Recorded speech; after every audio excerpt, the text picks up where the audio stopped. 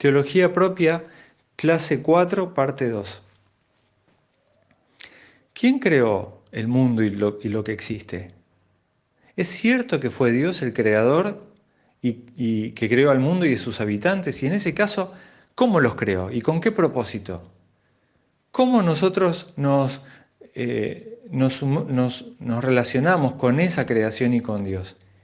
Y si Dios creó todo lo que existe, ¿cómo es que hay tanto mal y tanto sufrimiento en su creación? Bueno, nuestro propósito en esta clase va a ser considerar la doctrina de la creación teniendo en cuenta estas preguntas.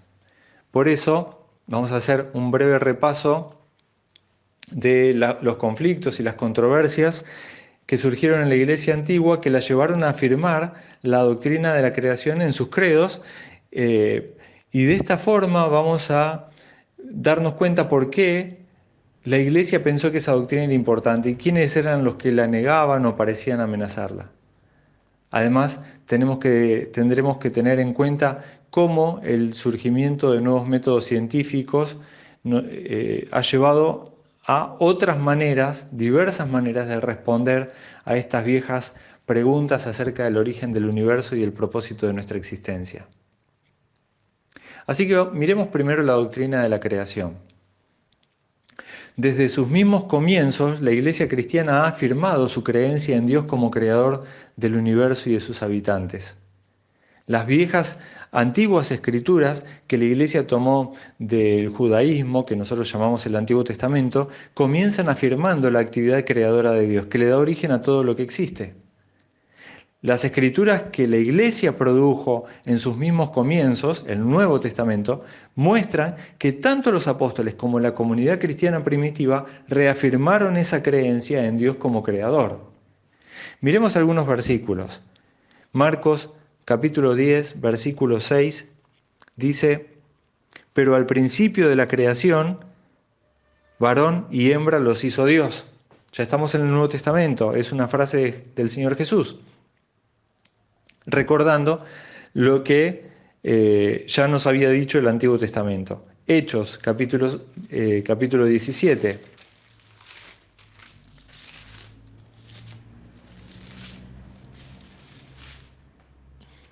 Dice el versículo 24, el Dios que hizo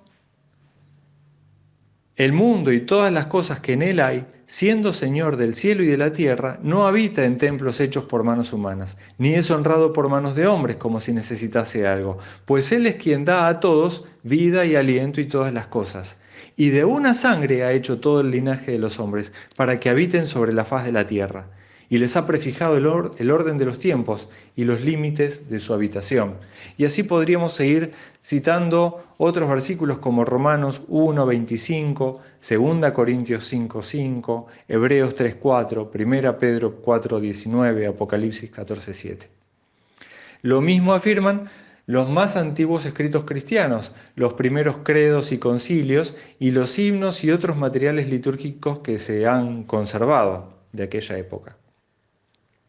Seguramente el ejemplo más conocido sea el del credo apostólico, que muchas iglesias recitan cada domingo y que comienza afirmando: creo en Dios Padre Todopoderoso, Creador del cielo y de la tierra.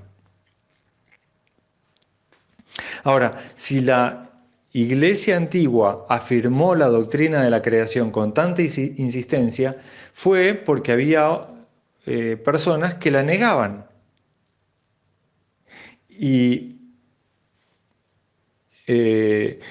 fue también porque la Iglesia estaba convencida de que se trataba de una doctrina esencial para la fe cristiana.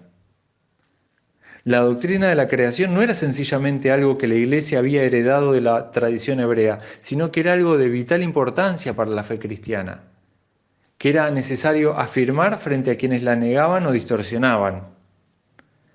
Así que la constante afirmación de la creación en los antiguos credos no se debía solamente a que lo normal era empezar por el principio de la creación, sino a que los cristianos estaban convencidos de que si no se entendía y afirmaba la doctrina de la creación, eso llevaría a la negación de varios puntos esenciales de la fe cristiana, así como a prácticas contrarias a esa fe.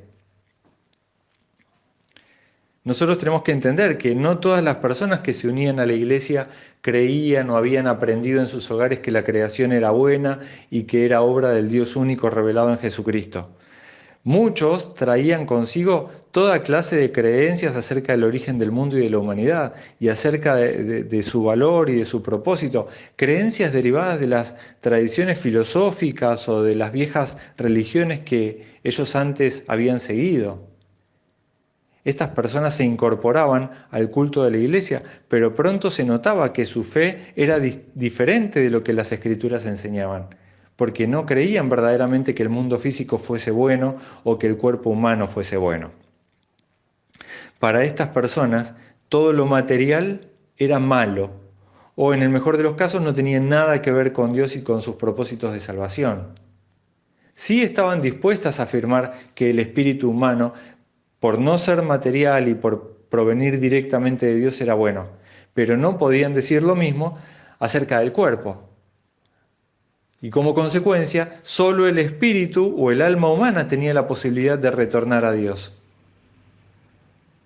El platonismo, por ejemplo, impactó profundamente la fe y la creencia de muchos cristianos en cuanto al origen, el valor y el propósito del mundo.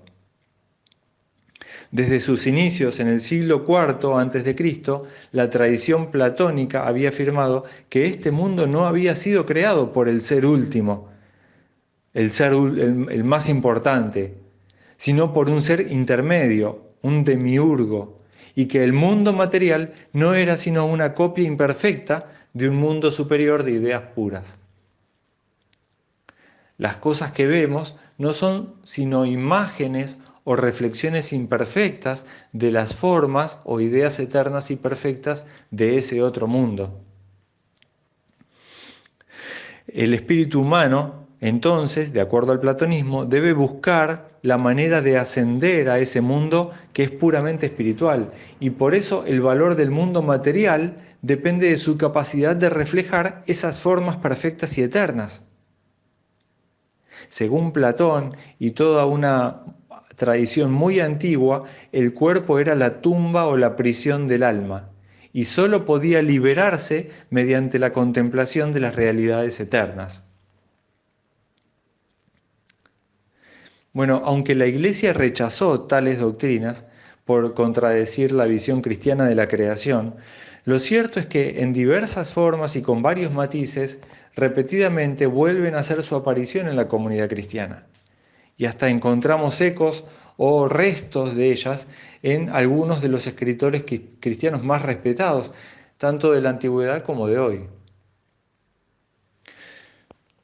Otro movimiento que también negaba la doctrina de la creación y que afectó la vida de la Iglesia fue el llamado gnosticismo, porque sus seguidores pretendían poseer una gnosis o conocimiento especial supuestamente revelada en secreto a ellos o a algún apóstol a quien le atribuían sus doctrinas.